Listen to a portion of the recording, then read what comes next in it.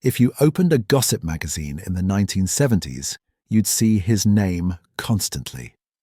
Warren Beatty spotted with yet another stunning actress. Warren Beatty's latest conquest. Warren Beatty changing Hollywood while changing girlfriends.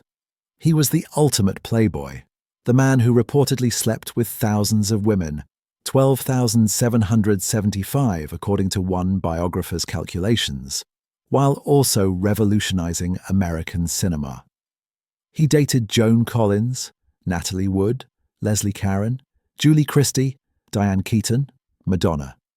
He produced Bonnie and Clyde and changed movies forever. He directed Reds and won an Oscar. He was beautiful, brilliant, charming, and seemingly incapable of commitment. Until at 54, he met Annette Bening and everything stopped.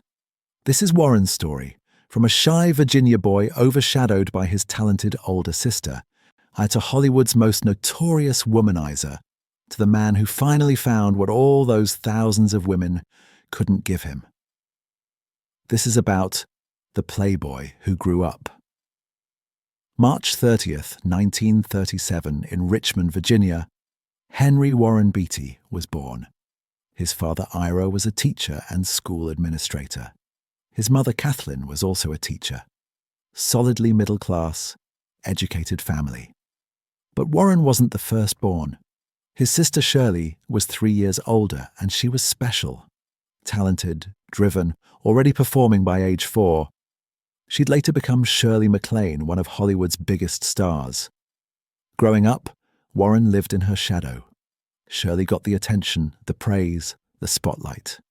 Warren was the quiet, shy younger brother who played football and stayed in the background.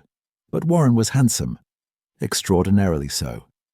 By high school, he was tall, you with those piercing blue eyes and that killer smile. Girls noticed. He was popular, but still overshadowed by Shirley, who'd already left for New York to pursue theatre. Warren went to Northwestern University in 1954 on a football scholarship, studying liberal arts. But he wasn't passionate about anything except girls. And then he saw his sister on Broadway, saw the glamour, the attention, the life she was building. And something clicked. If Shirley could do it, why couldn't he? He dropped out of Northwestern after a year, moved to New York in 1957, studied acting with Stella Adler, one of the great teachers, got small TV roles, worked as a construction worker and piano player to survive. He was stunningly handsome, which helped and hurt. People assumed he was just a pretty face. In 1959, he met director Elia Kazan, who was casting Splendor in the Grass. Kazan saw something beyond the looks, vulnerability, intelligence, that dangerous combination of beauty and talent. Cast Warren opposite Natalie Wood in 1961. The film was a success. Warren Beatty, at 24, became a movie star and began an affair with Natalie Wood that would last on and off for years. The 1960s made Warren famous, but he was frustrated. Studios controlled everything: what films you made, how you were marketed. Warren wanted control. In 1967, he took a huge risk. He bought the rights to a script about Depression-era bank robbers Bonnie Parker and Clyde Barrow. Everyone said it wouldn't work. Too violent, too downbeat. Audiences wouldn't accept criminals as heroes. Warren produced it, starred in it, fought for director Arthur Penn, fought for the vision. Or Bonnie and Clyde was released in 1967 and exploded. It was violent, sexy, tragic, revolutionary. Changed American cinema, opened the door for the new Hollywood of the 1970s. Made Warren not just a star, but a power player. At 30, he'd proven he was more than just a pretty face. But his personal life was chaos, or rather, perfectly organized chaos. Warren dated everyone. Joan Collins in the early 60s, she claimed he was insatiable sexually, exhausting. Leslie Caron, French actress, had an affair while both were in other relationships. Julie Christie, his McCabe and Mrs. Miller co-star, was with him for years in the early 70s. Diane Keaton during and after Reds in the late 70s to early 80s. Michelle Phillips, Britt Ekland, Cher. Carly Simon wrote "You're So Vain" reportedly about him. The list was endless. The biographer Peter Biskind calculated Warren had been with 12,775 women, based on Warren's own estimates of frequency and years active. Warren never quite denied it. Why so many women? Warren explained it simply in interviews. He liked women, genuinely liked them, enjoyed their company, was curious about them, and they liked him back because he actually listened, paid attention, made each woman feel like the only woman in the world. But commitment? That was different.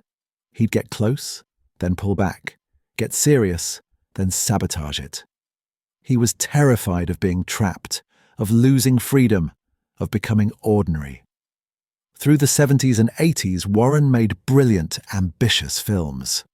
McCabe and Mrs. Miller with Robert Altman in 1971, deconstructing the Western.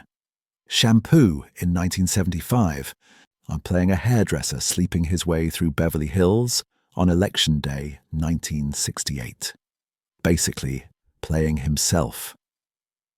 Heaven Can Wait in 1978, which he co-directed, showing his range beyond drama. Then Reds in 1981, his masterpiece. A 3-hour-plus epic about American journalist John Reed and the Russian Revolution. Warren wrote, produced, directed, and starred. It was ambitious, risky, expensive, and it worked. Nominated for 12 Oscars. Warren won Best Director. At 44, he'd reached the peak, but he was also exhausted. Reds took years of his life, and his Playboy lifestyle was getting harder to maintain. He was in his late 40s, still jumping from woman to woman, still refusing to settle. In 1990, he dated Madonna during Dick Tracy, which he directed and starred in. Madonna was 31. Warren was 52. Moshi later said he was the only man who ever dumped her. Even Madonna couldn't pin down Warren Beatty. Then, in 1991, while filming Bugsy, Warren met his co-star Annette Bening. She was 33, a serious actress, beautiful, but not Hollywood glamorous in the typical way. Smart, grounded, from Kansas. And something was different. Warren, at 54, fell hard. Really fell. For the first time, the player wanted to be played. They started dating during filming. Annette got pregnant, and in March 1992, they married. Warren Beatty, Hollywood's eternal bachelor, got married at 54 to a woman 21 years younger who refused to play his games. They had 4 children together: Kathlyn, Benjamin, Isabel, Ella. Warren essentially retired from acting.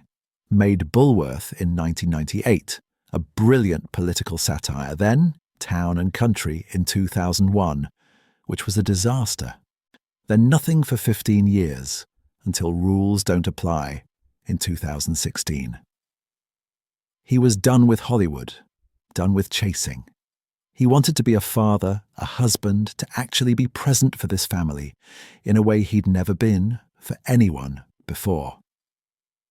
In interviews, Warren is remarkably honest about his transformation. He says Annette saved him from himself, that he'd been running his whole life, from Shirley's shadow, from commitment, from himself. All those women had been a way to avoid intimacy while appearing to pursue it. Sex without vulnerability. Connection without risk. Annette saw through it. She didn't chase him, didn't try to change him, simply refused to accept anything less than his full presence. And somehow, that worked. Today, Warren Beatty is 87 years old, still married to Annette, together for over 30 years. Their children are grown. He rarely gives interviews, rarely appears in public.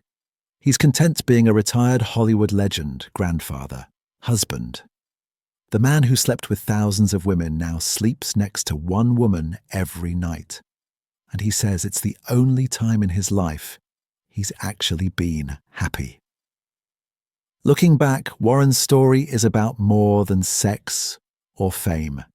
It's about a man who spent his entire life trying to prove something, that he was more than Shirley's brother, more than a pretty face, more than an actor, more than any single person's expectations.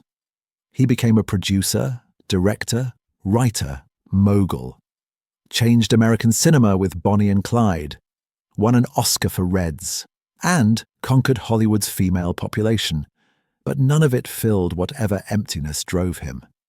Only stopping did. Only committing to one person, building one family, he being present in one place did. The Playboy became a father.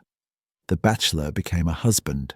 And Warren Beatty, who'd spent 54 years running, finally stopped. Maybe that's the point. Some people are looking for the one. Warren Beatty was looking for himself. And after 12,775 attempts, he found what he needed not in another conquest, but in surrender, in saying yes instead of running. In being Henry Warren Beaty from Richmond, Virginia, instead of Warren Beatty, the legend. Some men never settle down. Warren Beatty settled down at 54 and discovered what he'd been chasing all along wasn't in all those beds. It was in one home, with one woman, with children who called him Dad. An empty Hollywood mansion bedroom, dawn light through expensive curtains, a king-sized bed, perfectly made. On the nightstand, a single framed photo, not a glamorous headshot, but a family picture. Warren, Annette, 4 kids, everyone laughing at something off camera. And you realize this is the ending nobody predicted. The eternal Playboy who found peace. The man who had everyone who finally found someone. Some stories end with conquest. This one ends with surrender. And that surrender was the greatest victory of Warren Beatty's life. So how do you remember Warren Beatty? As Hollywood's legendary playboy who romanced thousands of women? Or as the man who finally grew up at 54 and became the husband and father he never thought he could be? Share with us in the comments. Don't forget to hit that like button and subscribe, so you never miss another journey through Hollywood's most fascinating transformations.